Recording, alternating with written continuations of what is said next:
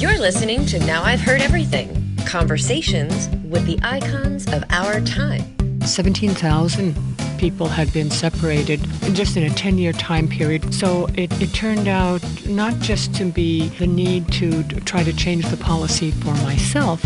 LGBTQ rights pioneer Margarethe Cammermeyer today on Now I've Heard Everything. I'm Bill Thompson.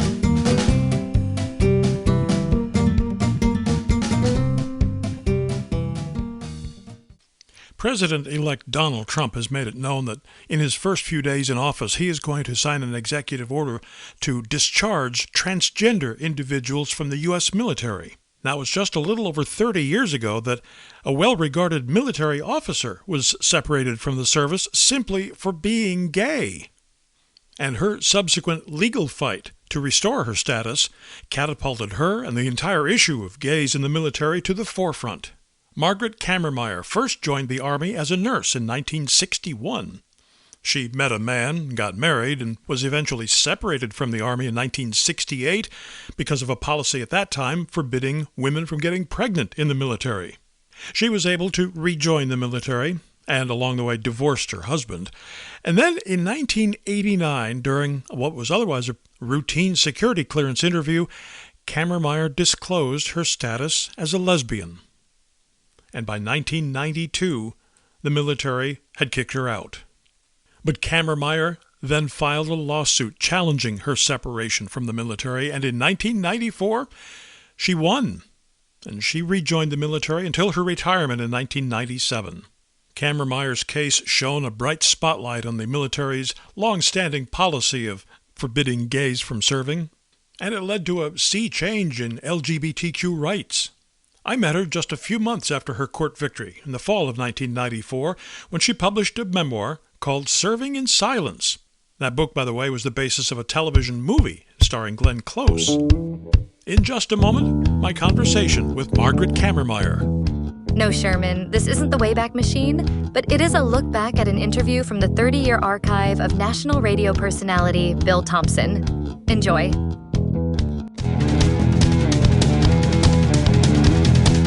So here now, from 1994, Margarethe Cammermeyer.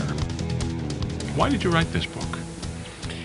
Well, I think it was sort of ending the battle that I had had in some ways with the military and feeling that people needed to understand sort of the background of a person who was very much like them. I had a very traditional background and had served 26 years in the military at the time of that I was separated from the military, and was trying to make some sense of meaning about why I should be separated because of 4 words that I had said. Well, there are those who would ask, with reference to those 4 words, why didn't you, when you had the opportunity in what was an ordinary or routine interview, to do as you'd always done before and just say, yes, I'm a heterosexual?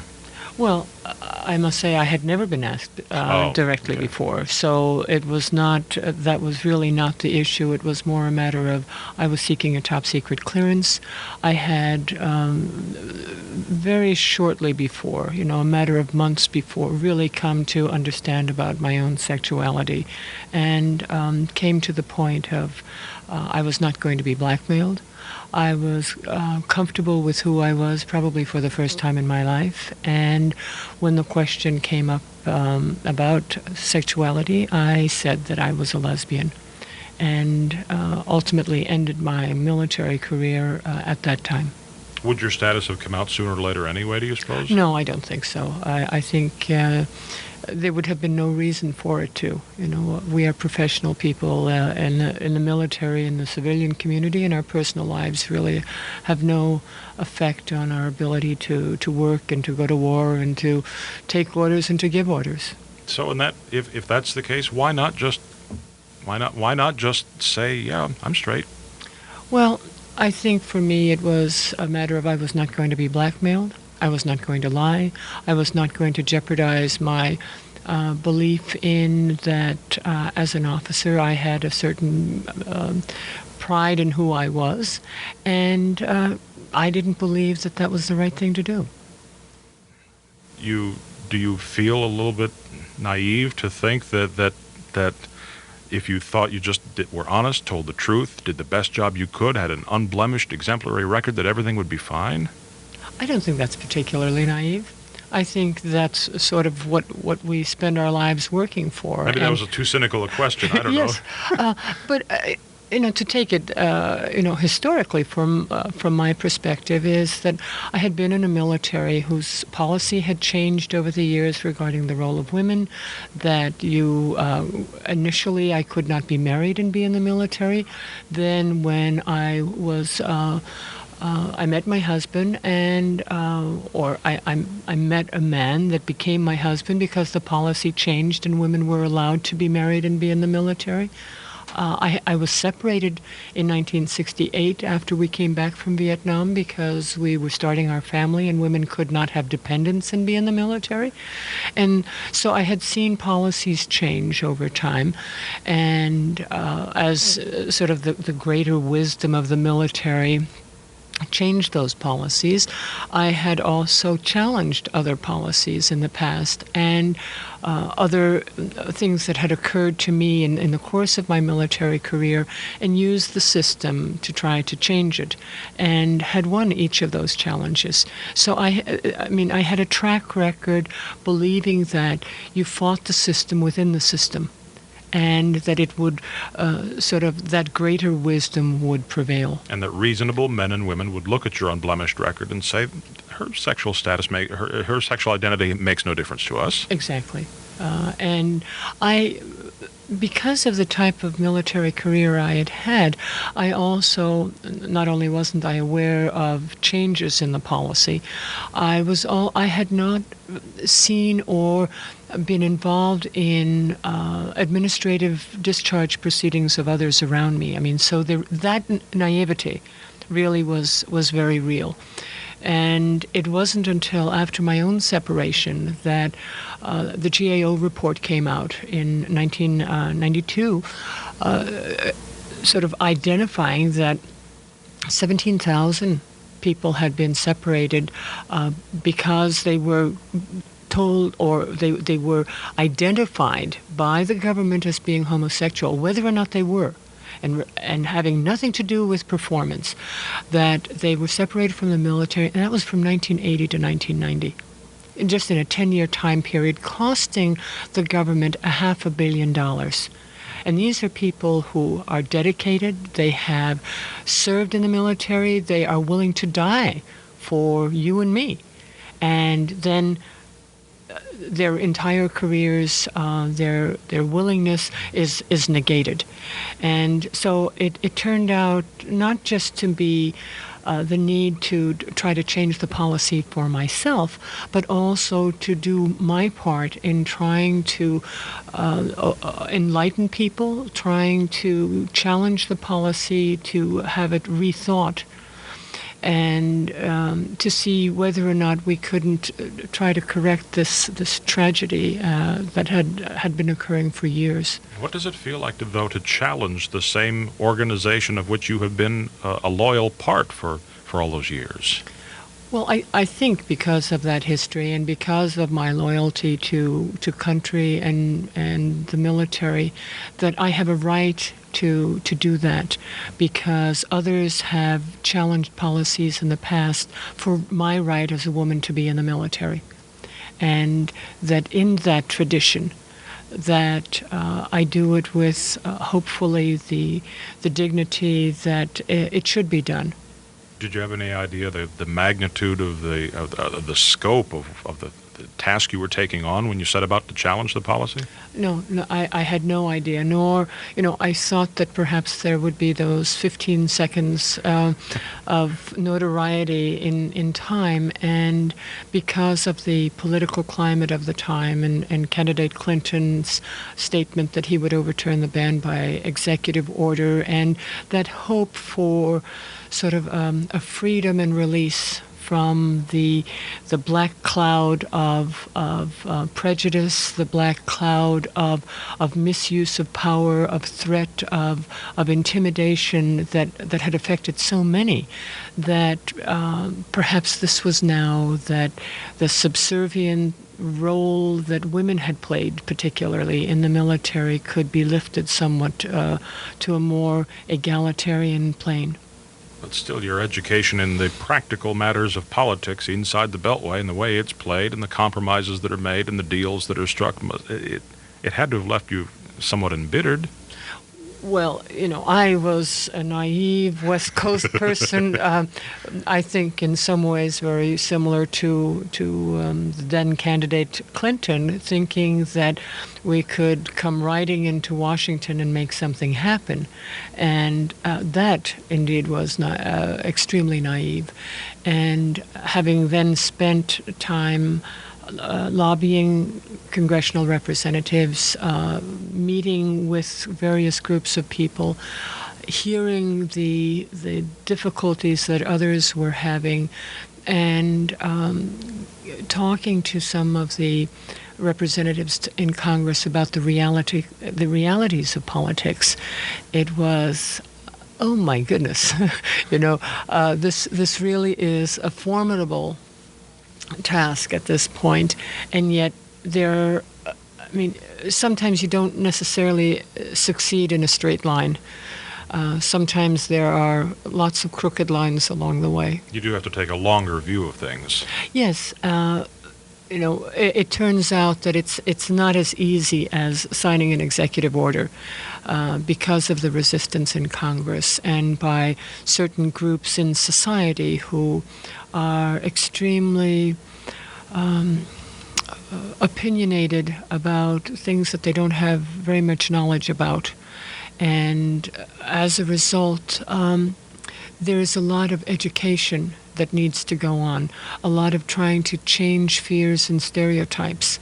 And I think that, you asked a few minutes ago about the purpose of the book. Probably the purpose is more about trying to define who I am as an individual rather than to be defined by others. That I am not a stereotype.